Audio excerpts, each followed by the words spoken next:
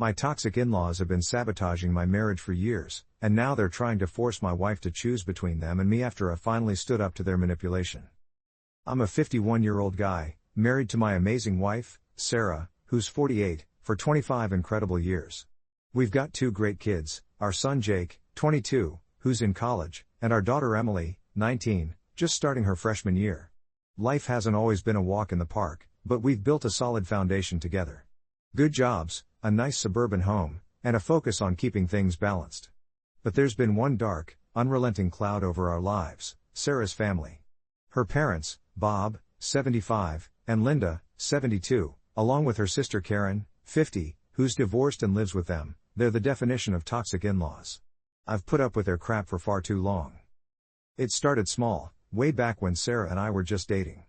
Bob and Linda were judgmental from the get-go, throwing snide remarks about my job as a mechanic like I wasn't good enough for their daughter. Sarah's an accountant, and they acted like she was slumming it with me because I didn't have some fancy degree. Karen was even worse. She'd flirt with me in this creepy, uncomfortable way right in front of Sarah, then laugh it off as a joke. I brushed it aside back then because I was head over heels for Sarah, and I figured, hey, families can be weird sometimes. But after we tied the knot, things escalated fast. They'd show up at our house unannounced, rearrange our furniture because it looks better this way, and criticize every parenting choice we made. Bob once told me straight to my face that Jake was too soft because I let him play video games instead of forcing him into sports like Bob did with his own kids. Linda would corner Sarah in the kitchen, whispering that I was holding her back from a better life. And Karen? She'd call Sarah in tears over her latest breakup, demanding Sarah drop everything to comfort her, even if it meant canceling our family plans. The real trouble started about a decade ago when Sarah had a health scare, a lump that, thank God, turned out to be benign. During that terrifying time, her family swooped in like vultures. They basically moved into our house for 2 weeks without even asking, cooking meals I didn't want, bossing the kids around, and treating me like I was in the way. One night, Bob pulled me aside and said, "You know, if you can't handle this, maybe Sarah needs someone stronger." I bit my tongue, but I was boiling inside. Sarah was already stressed enough without their drama piling on. After that, they started spreading rumors. I overheard Linda on the phone with one of Sarah's aunts, claiming I was verbally abusive because I raised my voice once during a minor argument about bills. It wasn't even a big fight, but suddenly half the family was giving me the side eye at gatherings. Karen took it further, telling Sarah I was cheating with zero evidence, just nonsense like, "I saw him talking to some woman at the store, and he looked guilty." Sarah and I talked it through, and she didn't buy it, but it planted seeds of doubt. We'd argue, and I'd end up apologizing for things I didn't even do, just to keep the peace. Fast forward to last year. Emily was graduating high school, and we planned a big party to celebrate. Of course, the in-laws invited themselves and turned it into their personal circus. Linda insisted on making the cake, even though Emily is allergic to nuts. Guess what? She forgot and put walnuts in it. Emily had a reaction, not severe, but scary enough. When I confronted Linda, she burst into tears, claiming I was attacking her. Bob jumped to her defense, yelling, "You're always so hard on her. She's just trying to help." Sarah tried to mediate, but Karen piled on, accusing me of being controlling and telling Sarah, "See? This is what I warned you about. He's isolating you from us." That night, Sarah and I had our biggest fight ever. She thought I was being too harsh on her family, and I snapped, saying they were toxic as hell and I was done putting up with it. "They sabotage everything," I told her. "They spread lies, manipulate you, and now they're endangering our kids." She broke down in tears, admitting she felt torn, but ultimately, she agreed we needed boundaries. We set firm rules: no more unannounced visits, no more rumors without proof, and limited contact until they apologized. Well, that didn't go over well. The next day, Bob called me, screaming into the phone, "Who do you think you are, telling us we can't see our daughter? You're nothing without her." Linda sent Sarah a long, guilt-tripping text about how I was abusive and she should leave me. Karen showed up at our door, banging on it, demanding to speak to Sarah alone. I refused to let her in, and she called the cops, claiming I was holding Sarah hostage. The police came, saw everything was fine, and left, but it was humiliating to have our neighbors witness that scene. Since then, we had months of radio silence from them, which was a relief. But 2 weeks ago, all hell broke loose again. Sarah got a call from Karen. Apparently, their house flooded from a burst pipe, and it's uninhabitable. They have insurance, but it's taking time to process, and they need a place to stay. Guess where they wanted to crash? Our house. Sarah felt guilty and suggested maybe just a week or two. I shut that down fast. Hell no, I said. They've been trying to break us up for years. If they move in, it'll be war. Sarah talked to them, and they flipped out. Bob said, if he won't let us stay, then he's choosing hate over family. Sarah, you need to decide, us or him. Linda left voicemails sobbing about how I'm destroying the family. Karen texted Sarah a novel about how I'm a monster and she deserves better. Now Sarah's wavering, saying maybe we can try for the kids' sake. Jake and Emily, though, are firmly on my side. They've seen the toxicity firsthand and don't want them anywhere near us. So, am I the asshole for refusing to let my toxic in-laws stay with us, even if it means my wife has to choose sides? I love her with everything I've got, but I'm at my breaking point with these people. Update 1. Holy crap, you guys, things have escalated way faster than I expected. First, thank you for all the comments on my original post. Reading that I'm not the asshole helped me feel less like I'm losing my mind. A lot of you suggested therapy for Sarah and me, and yeah, we're looking into that. But let me catch you up on what's happened since I posted. That night after the post, Sarah and I sat down for a long, raw conversation. I showed her some of your responses, and she admitted she's been in denial about how bad her family really is. They raised me, she said, tears streaming down her face. But you're right, they cross lines all the time. We agreed, no way are they staying with us. She'd offer to help pay for a hotel or something, but our home is off limits. The next morning, she called Bob to lay it out, with me in the room on speaker. It started civil enough. Dad, we love you, but with everything that's happened, it's not a good idea for you to stay here. We can help with a motel nearby, she said. Bob lost it instantly. A motel? Like we're trash? This is because of him, isn't it? That controlling bastard. Sarah stayed calm. No, Dad, it's because of the boundaries we set. You guys haven't respected them. Then Linda snatched the phone, wailing, Sarah, how can you do this to your own mother? After all we've done for you? He's poisoned you against us. Sarah repeated we'd help financially, but Linda just kept crying. Karen jumped in next. You're letting him isolate you, sis. Remember what I told you about him cheating? This is classic abuser behavior. You need to leave him before it's too late. Sarah hung up, visibly shaking. They always do this, she said. Twist everything. I hugged her tight, thinking that was the end of it. But nope. That afternoon, Karen showed up at Sarah's workplace. Her office has security, but Karen caused a scene in the lobby, screaming that she needed to save her sister from an abusive husband. Security escorted her out, but not before she yelled loud enough for coworkers to hear, he's beating her. Call the police. Sarah came home mortified. Her boss asked if everything was okay, and she had to explain it was just family drama. We filed a harassment report with the police to have it on record. Jake called from college, pissed off. Dad, Emily told me what's going on. Those assholes have always hated you. Tell Mom to block them. Emily, who's home for the summer, added, they're crazy, Dad. I don't want them near us. That night, Bob left a voicemail for me. You think you're tough? We'll see how you like it when Sarah realizes what a loser you are. We're coming over tomorrow, and if you try to stop us, there'll be hell to pay. Sarah heard it and finally blocked all their numbers. But I'm worried, they know where we live, and they've pulled stunts like this before. Has anyone dealt with in-laws this unhinged?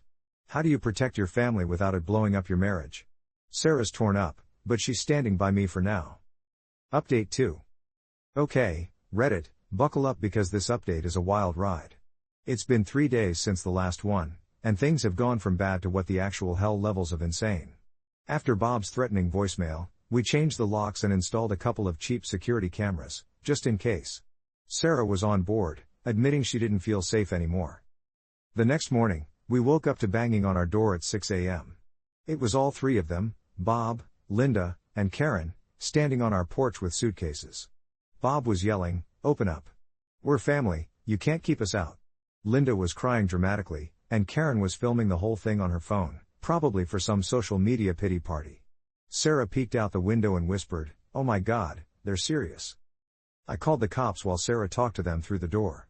You need to leave, she said firmly. We told you no, Bob shouted back, this is elder abuse. You're abandoning your parents in their time of need. Karen chimed in, yeah, and I'm posting this online. Let's see what people think of you kicking out your flood victim family. Linda added, Sarah, honey, please. He's making you do this. We just want to talk. The police arrived quickly, 2 officers who listened to our side. We played the voicemail and explained the history. They told the in-laws to leave or face trespassing charges. Bob argued, "This is my daughter's house too." But the cops weren't having it. As they left, Karen turned to me and hissed, "This isn't over, you piece of shit. You'll regret this." We thought that was the end, but later that day, Sarah got an email from an unknown address. It was a bunch of screenshots, fake texts supposedly from me to some woman, talking about an affair. The proof was laughably bad, the timestamps didn't match, and the number wasn't even mine.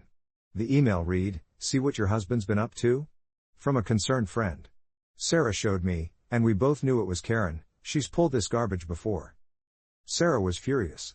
She forwarded it to the police, adding to the harassment report. But then things got weirder. Emily came home from her part-time job and said a woman approached her in the parking lot, turned out to be Karen's best friend, who Emily recognized from family photos. The woman said, "Your grandma's really sick from the stress. You need to talk to your dad about letting them stay." Emily told her to screw off and called me right away. I picked her up, and we reported that incident too. That night, Sarah broke down. "Why can't they just leave us alone?" She sobbed. "I love you, but they're my family." I held her tight and said, "They're not acting like family. They're bullies." Jake FaceTimed us, saying he supports whatever we decide but thinks we should go no contact permanently. But here's where it gets really twisted. This morning, Bob showed up alone at my work. I'm a shop manager now, and he walked right into the garage, demanding to talk while my employees stared. He said, "Man to man, you need to back off. Sarah's ours, and you're tearing her away." I told him to leave, but he kept going. "I've got friends, you know. People who can make life hard for you." It felt like a straight-up threat. I had security escort him out and called the cops again. Now we've got a restraining order in the works. Sarah's a mess, swinging between anger at them and guilt. I'm trying to stay strong, but this is wearing me down. How much more can we take before it breaks us? Update 3. Jesus Christ, Reddit, I don't even know where to start with this one. It's been a week since the last update, and if I thought things were bad before, they've gone nuclear now.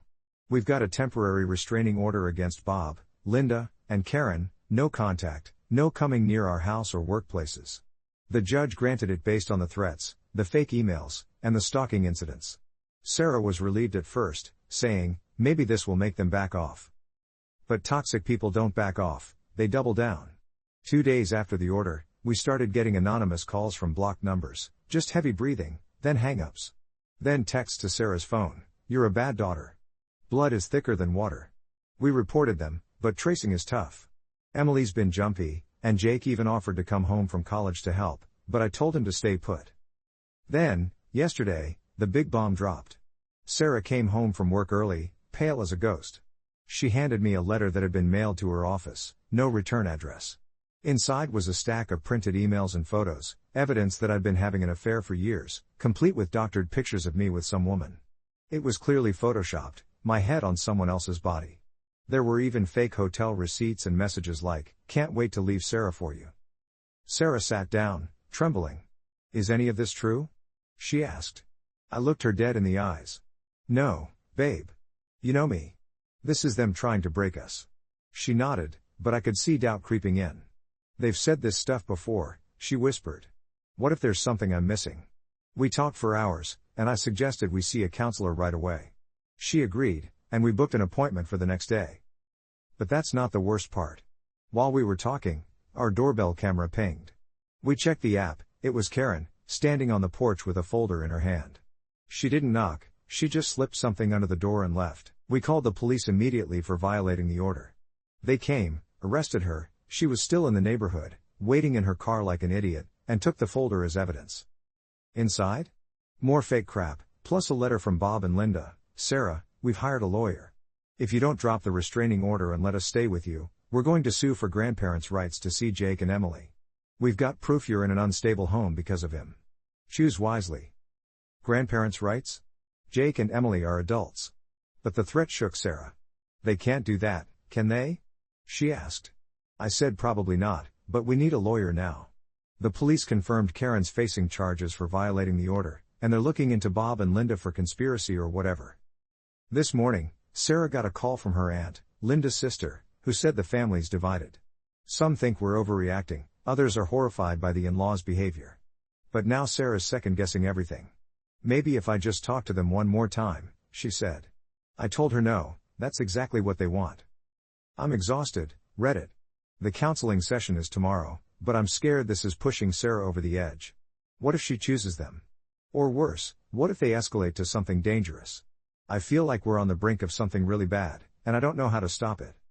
Update 4. Alright, Reddit, it's been 4 days since that last bombshell, and I'm still reeling. The counseling session happened, and it was intense. Sarah and I went in together, and the therapist let us lay it all out, the history of manipulation, the recent insanity, the fake affairs, the threats. Sarah opened up about feeling guilty, like she's betraying her family by choosing me. The therapist was blunt. This sounds like classic narcissistic abuse from your in-laws. They're using emotional blackmail to control you. Sarah cried a lot, but by the end, she seemed clearer. I don't want to lose you or the kids, she told me as we left. But I need time to process. We booked weekly sessions. That same afternoon, we met with a lawyer about the grandparents' rights threat. Turns out, in our state, since Jake and Emily are both over 18, Bob and Linda have zero legal ground. It's a total bluff. The lawyer laughed when I showed him the letter. This is just scare tactics. But with the restraining order violation, we can push for permanent no contact and maybe even damages for harassment. We filed paperwork to make the temporary order permanent and added a civil suit for emotional distress. Sarah was hesitant at first. They're my parents, this feels extreme, but when I reminded her about Karen stalking Emily, she signed off on it. But of course, the in-laws couldn't leave well enough alone. Yesterday morning, Linda somehow got through to Sarah's work line, probably using a different number. Sarah put it on speaker when she realized who it was. Linda was all weepy. Sarah, darling, why are you doing this? We just want to fix things. Your father's heart is breaking, he hasn't slept since the flood. Sarah stayed strong. Mom, you violated the order. Karen got arrested because of you. This has to stop. Linda flipped the script. Arrested? That's his fault. He's turned you against us. Remember when you were little, how we'd all cuddle on the couch. Don't throw that away for him. Sarah hung up, but she was shaken. They always know how to pull at my heartstrings, she admitted. Then, in the evening, things got real again. Emily was out with friends when she texted me, Dad, I think someone's following me. I raced over to pick her up, and sure enough, a car was tailing us on the way home. Turned out to be one of Bob's old buddies from his golf club. When we got home, I confronted him over the phone. Emily had snapped a pic of the license plate. He claimed Bob asked him to check on his granddaughter because she's in danger from you. I reported it to the police, who paid Bob a visit. Apparently, Bob played dumb. I was just worried. But it violated the order, so now he's got a court date too. Sarah's aunt called again, saying more family members are siding with us now that word's spreading about the stalking and fakes. Your mom's always been dramatic, but this is too far, she said. Karen's out on bail but has been quiet, probably because her lawyer told her to shut up. I'm feeling a bit more in control, but Sarah's still wrestling with guilt. What if they really need help? She asked me last night. I told her, they do, but not from us. They need therapy, not a free pass to keep hurting our family. She's nodding along, but I can tell it's a battle. If they pull one more stunt, I don't know if our marriage can take it. Update 5, final update. Well, Reddit, this is it, the end of the line for this nightmare, at least for now. It's been 2 weeks since the last update, and after a whirlwind of court dates, therapy sessions, and more family drama than I ever wanted, we've got some resolution. But damn, it wasn't easy. First, the permanent restraining order got approved. The judge tore into Bob, Linda, and Karen during the hearing. We presented everything, the voicemails, the fake emails, the stalking, the violation with the folder under the door. Karen tried to play the victim, I was just trying to save my sister. But the judge wasn't buying it. This is harassment, plain and simple, he said. You're lucky it's not worse. Bob grumbled about family rights, while Linda just sat there sobbing silently. They were ordered to stay 500 feet away from us, our home, our jobs, everything. No calls, no emails, no third-party nonsense. Violation means jail time. Karen got slapped with community service for the initial violation, and Bob's friend got a warning. Sarah testified too, and it was heartbreaking. She told the court, I love my family, but they've been trying to destroy my marriage for years. The lies, the manipulation, it's too much. When it was over, she hugged me in the hallway and whispered, I'm sorry I let it get this far. We've been in therapy twice a week, and it's helping. She's starting to see how her parents conditioned her to always put them first, even over her own happiness. They made me feel like I owed them everything, she said in one session. The therapist is working with her on setting boundaries and healing from the guilt. The family fallout has been mixed. Sarah's aunt and a couple of cousins reached out, apologizing for not stepping in sooner and offering support. But others, like a distant uncle, sent nasty messages calling us heartless for abandoning elders. We blocked them all. Jake and Emily are thrilled, Emily said, finally, some peace. Jake even came home for a weekend to celebrate with a family dinner, no in-laws invited. As for the in-laws, they've gone quiet since the order. No more anonymous calls or emails. Word is, they're staying in a crappy motel while their house gets fixed, and Karen's whining about it on Facebook. We peeked from a dummy account. Bob apparently had a health scare, likely stress-related, but they didn't dare contact us about it. Sarah felt bad, but she didn't break. If it's real, they can handle it themselves, she said. I've got my own family to protect. I'm not gonna lie, this whole ordeal tested our marriage to the limit. There were nights I thought Sarah might cave and choose them. But she didn't. We're stronger now, planning a little getaway just the two of us to reconnect. If they ever try to weasel back in, we're ready with legal backing. Thanks for all the advice, Reddit. It helped me stay sane. If there's one lesson here, it's that sometimes you have to cut out the toxic to save what's good. We're done being their punching bags.